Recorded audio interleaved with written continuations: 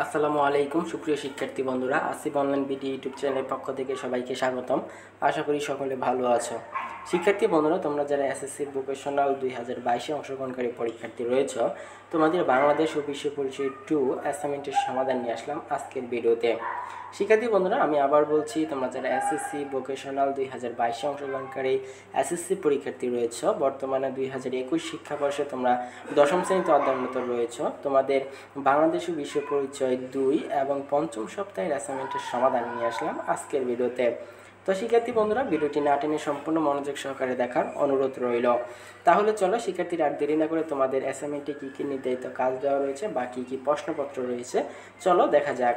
তোমরা এখানে দেখতে পাচ্ছ আমরা অ্যাসাইনমেন্টের প্রশ্নপত্রে রয়েছে। আমাদের আজকের বিষয় হলো বাংলাদেশ ও বিশ্ব পরিচয় 2, বিষয় কোড 1924 এবং তোমাদের শ্রেণী ধরা হয়েছে দশম শ্রেণী। এছাড়া দেখতে পাচ্ছ তোমাদের অ্যাসাইনমেন্টের ক্রমিক নং দেওয়া রয়েছে 2, যেহেতু এর পূর্বে একটি অ্যাসাইনমেন্ট দেওয়া হয়েছে। আর এখানে তোমাদের অ্যাসাইনমেন্টটি দেওয়া হয়েছে একাদশ অধ্যায় থেকে, জাতীয় সম্পদ ও অর্থনৈতিক ব্যবস্থা অধ্যায় থেকে। তো এছাড়া তোমরা এখানে দেখতে পাচ্ছ 3টে নির্দেশনা দেওয়া রয়েছে যা তোমাদের সমাধান তৈরি করতে হবে। তো এখানে প্রথম নির্দেশনা হলো যে জাতীয় সম্পদের ধারণা ব্যাখ্যা করতে হবে, দ্বিতীয়ত হলো জাতীয় সম্পদের সংরক্ষণ বর্ণনা করতে হবে, এবং সর্বশেষ তৃতীয় নাম্বার সেটা হলো জাতীয় সম্পদের অপচয় রোধ সম্পর্কে করণীয় কি তা লিখতে হবে। তো এই ছিল তোমাদের 3টা নির্দেশনা যা তোমাদের সমাধান তৈরি করতে হবে এবং ডান পাশে 3টা নির্দেশক মেনে। তো এছাড়া তোমরা দেখতে পাচ্ছ তোমাদের প্রত্যেকটা প্রশ্নের জন্য 4 করে নম্বর বরাদ্দ। তোমরা যদি আমাদের এই সম্পূর্ণ ভিডিওটি মনোযোগ সহকারে দেখে তোমাদের অ্যাসাইনমেন্টের উত্তরপত্র তৈরি করো, তাহলে অবশ্যই তোমরা কাঙ্ক্ষিত বা বরাদ্দকৃত নম্বর পাবে। তো শিক্ষার্থীরা, তোমাদের প্রত্যেক অ্যাসাইনমেন্টের সমাধানের পূর্বেই কিন্তু আমরা অ্যাসাইনমেন্টের শিরোনাম বলে দিই, তো এবারও তার ব্যতিক্রম নয়। তোমাদের এই অ্যাসাইনমেন্টের শিরোনাম হবে জাতীয় সম্পদের সংরক্ষণ ও অপচয় রোধ, আমাদের করণীয় নির্ধারণ। আমি আবার বলছি, তোমাদের বাংলাদেশ ও বিশ্ব পরিচয় 2 অ্যাসাইনমেন্টের শিরোনাম হবে জাতীয় সম্পদের সংরক্ষণ ও অপচয় রোধে আমার করণীয় কি তা নির্ধারণ। তো এই ছিল তোমাদের অ্যাসাইনমেন্টের প্রশ্নপত্র সমূহ বা নির্ধারিত কাজসমূহ। তাহলে চলো আর দেরি না করে তোমাদের জন্য যে আমরা একটি নির্ভুল নমুনা উত্তরপত্র তৈরি করেছি, আমরা উক্ত উত্তরপত্রে চলে যাই। শিক্ষার্থী বন্ধুরা, চলে আসলাম তোমাদের অ্যাসাইনমেন্টের উত্তরপত্রে। তোমরা দেখতে পাচ্ছ তোমাদের প্রথম নির্দেশনা দেওয়া ছিল যে জাতীয় সম্পদ। তো এখানে জাতীয় সম্পদ বলতে কি বোঝায় বা তার বিস্তারিত ব্যাখ্যা আমরা সুন্দরভাবে এখানে তুলে ধরেছি প্রথম নির্দেশনার উত্তর হিসেবে। এবং শিক্ষার্থী বন্ধুরা, তোমাদের প্রত্যেক সপ্তাহের এবং প্রত্যেক বিষয়ের অ্যাসাইনমেন্টের সম্পূর্ণ নির্ভুল সমাধানগুলো আমরা খুব কষ্ট ও মেহনত করে তোমাদের জন্য তৈরি করে থাকি। তাই শিক্ষার্থীরা, তোমাদের একটি লাইক, কমেন্ট এবং সাবস্ক্রাইব আমাদের অনুপ্রাণিত করে এবং তোমাদের পরবর্তী অ্যাসাইনমেন্টের সমাধান তৈরি করতে আগ্রহ যোগায়। তাই শিক্ষার্থী বন্ধুরা, এখনই আমাদের চ্যানেলটি সাবস্ক্রাইব করে ফেলো এবং সাথে থাকা বেল বাটনটি অন করতে বলবে না, কেননা বেল বাটন অন করলে পরবর্তী অ্যাসাইনমেন্টের সমাধান যখন আপলোড করবো সঙ্গে সঙ্গে তোমাদের কাছে চলে যাবে।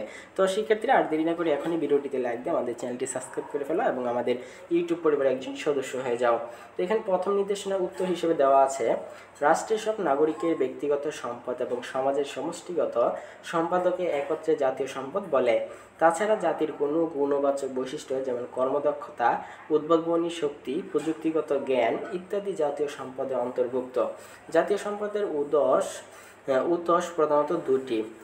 এখানে কিন্তু উৎস হবে, ঠিক আছে, উৎস প্রধানত দুইটি। প্রথমটি প্রকৃতপত্র, কোনোটি দেশের ভৌগোলিক সীমানার ভেতরে প্রাকৃতিক বনাঞ্চল, প্রাণী, নদ নদী, জলাশয় এবং এগুলোর মৎস্য সম্পদ, অন্যান্য জলপ্রাণী ও উদ্ভিদ, ভূমির অভ্যন্তরস্থ পানির সব রকম খনিজ সম্পদ, এই সবই প্রকৃতির প্রদত্ত জাতীয় সম্পদ। জাতীয় সম্পদের দ্বিতীয় উৎসটি হলো মানব সৃষ্ট। কোনো দেশের অধিবাসীরা তাদের শ্রম ও মূলধনের সাহায্যে প্রকৃতির সম্পদ ব্যবহার, সংরক্ষণ ও উত্তোলন করে সেগুলো রূপান্তর করে নতুন সম্পদ সৃষ্টি করে, এসবই জাতীয় সম্পদ।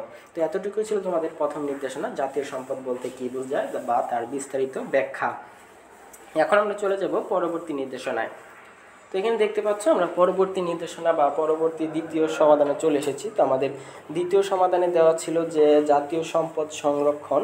তো এখানে আমরা কীভাবে জাতীয় সম্পদ সংরক্ষণ করতে পারি তা আমরা সুন্দরভাবে ব্যাখ্যা হিসেবে তুলে ধরেছি। তো এখানে আমরা প্রথমে দিয়েছি যে বর্তমানে ব্যবহার কমিয়ে ভবিষ্যৎ প্রজন্মের চাহিদা পূরণের জন্য সম্পদ সঞ্চয় করা বা রাখাকে সাধারণভাবে সম্পদ সংরক্ষণ বলে।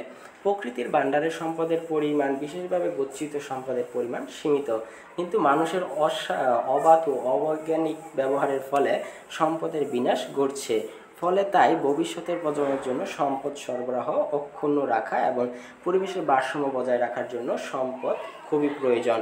এবং শিক্ষার্থী বন্ধুরা, তোমাদের সম্পূর্ণ অ্যাসাইনমেন্টের সমাধান কিন্তু আমরা খুব কষ্ট করে তোমাদের পড়িয়ে বুঝিয়ে দেওয়ার চেষ্টা করি, এছাড়া ভিডিওর ভিতরে বিভিন্ন ধরনের তথ্য দেওয়ার চেষ্টা করি।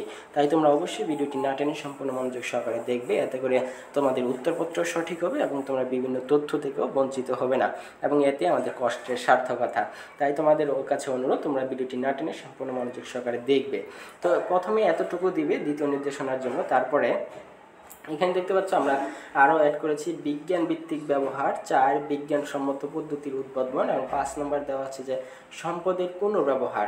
তো এই এতটুকু, এই 3, 4, 5 যদি তোমরা এখানে বিস্তারিত ব্যাখ্যা তুলে ধরো, তাহলে তোমাদের দ্বিতীয় নির্দেশনা শেষ হয়ে যাবে যে কিভাবে সম্পদ সংরক্ষণ করা হয়। তো এরই মাধ্যমে তোমাদের দ্বিতীয় নির্দেশনা শেষ হলো। এখন আমরা চলে যাব পরবর্তী নির্দেশনায়। তো আমরা দেখতে পাচ্ছি এখানে আমরা সর্বশেষ তৃতীয় নির্দেশনা চলে এসেছি। তো আমাদের তৃতীয় নির্দেশনা দেওয়া ছিল যে জাতীয় সম্পদ সংরক্ষণ বা কিভাবে অপচয় রোধ করা যায়। তো এখানে আমরা সুন্দরভাবে তা বিস্তারিত ব্যাখ্যা তুলে ধরেছি। তো প্রথমে দেওয়া রয়েছে যে সংরক্ষণের অর্থ বিবেচনায় বিশেষভাবে রক্ষণাবেক্ষণ ও তত্ত্বাবধান। আমরা জানি একটি দেশের সকল নাগরিকের ব্যক্তিগত সম্পদ ও সমষ্টিগত সম্পদ একত্রে জাতীয় সম্পদ বলা হয়ে থাকে।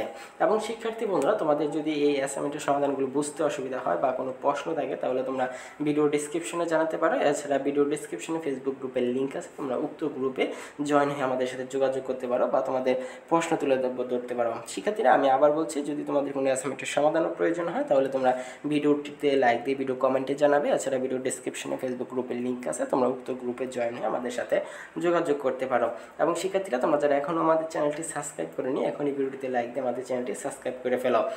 আর এখানে দেখতে পাচ্ছ যে কতে দিয়েছি ব্যক্তিগত সম্পদ সংরক্ষণ। আমরা প্রথমে দিয়েছি যে জাতীয় সম্পদ সংরক্ষণ।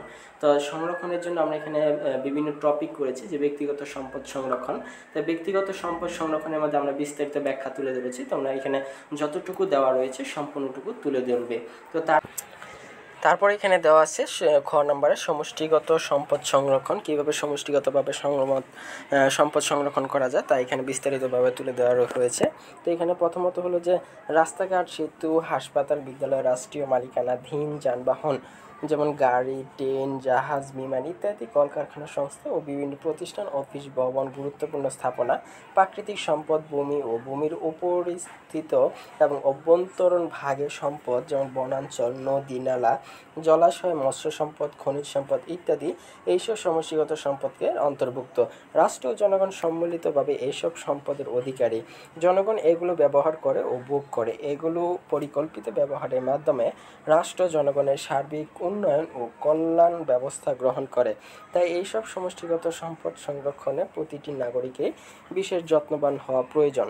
এছাড়া সমষ্টিগত সম্পদের দায়িত্বপ্রাপ্ত সংস্থা বা প্রতিষ্ঠানে যথাযথভাবে তা দায়িত্ব পালন করা আবশ্যক।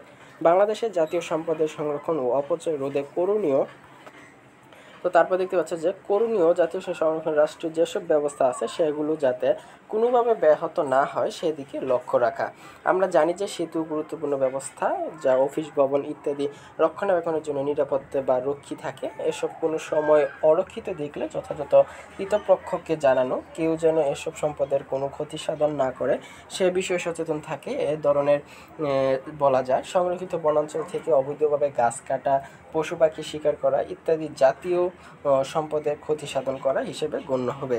জাতীয় সম্পদের উন্নয়ন ও বৃদ্ধি সাধনের জন্য যথেষ্ট থাকা, সমষ্টিগত বা জাতীয় সম্পদের অপব্যবহার ও অপচয় রোধে সচেতন ও সচেষ্ট থাকা, যেমন রাষ্ট্রীয় সংস্থা কর্তৃক সরবরাহিত পানি, বিদ্যুৎ, গ্যাস ইত্যাদি অপ্রয়োজনে খরচ না করা, এবং এগুলো থাকলে জাতীয় সম্পদ সংরক্ষণ ও এগুলো অপচয় রোধ করা কঠিন নয়। তো সেক্ষেত্রে আমরা যেভাবে দিয়েছি তোমরা অনুরূপভাবে দিবে, এবং তোমরা যদি আরও কিছু অ্যাড করতে চাও তাহলে করতে পারো। তাছাড়া আমরা যেভাবে দিয়েছি তোমরা অনুরূপভাবে তোমাদের উত্তরপত্র তৈরি করো, এতে করে ভালো নাম্বার পাবে। তো তারপরে রয়েছে যে সম্পদ সংরক্ষণ ও তত্ত্বাবধানের জন্য নির্ধারিত সংস্থার দায়িত্ব ও কর্তব্য।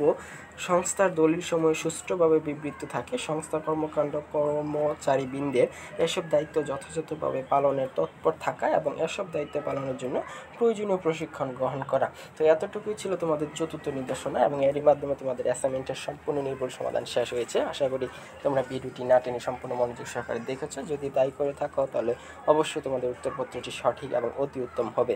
এবং শিক্ষার্থীরা, তোমাদের কমেন্টের ভিত্তিতেই কিন্তু আমরা অ্যাসাইনমেন্টের সমাধানগুলো দ্রুত দেওয়ার চেষ্টা করি। তাই তোমাদের যদি কোনো অ্যাসাইনমেন্টের সমাধান প্রয়োজন হয় তাহলে তোমরা ভিডিওর কমেন্টে জানাতে পারো। এছাড়া ভিডিও ডেসক্রিপশনে ফেসবুক গ্রুপের লিঙ্ক আছে, তোমরা উক্ত গ্রুপে জয়েন হয়ে আমাদের সাথে যোগাযোগ বা আলোচনা করতে পারো। এবং তোমরা যারা এখনও আমাদের চ্যানেলটি সাবস্ক্রাইব করোনি, এখনই আমাদের চ্যানেলটি সাবস্ক্রাইব করে ফেলো এবং তোমাদের বন্ধুদের সাথে বেশি বেশি শেয়ার করবে এই সমাধানগুলো, এতে করে তোমাদের বন্ধুদের একটু হলেও উপকার আসতে পারে। তো সেক্ষেত্রে আজ এই পর্যন্ত, আবার দেখা হবে নতুন কোনো অ্যাসাইনমেন্টের সমাধানে। ততক্ষণ পর্যন্ত ভালো থাকো, সুস্থ থাকো এবং সম্পূর্ণ ভিডিওটি দেখার জন্য ধন্যবাদ সবাইকে।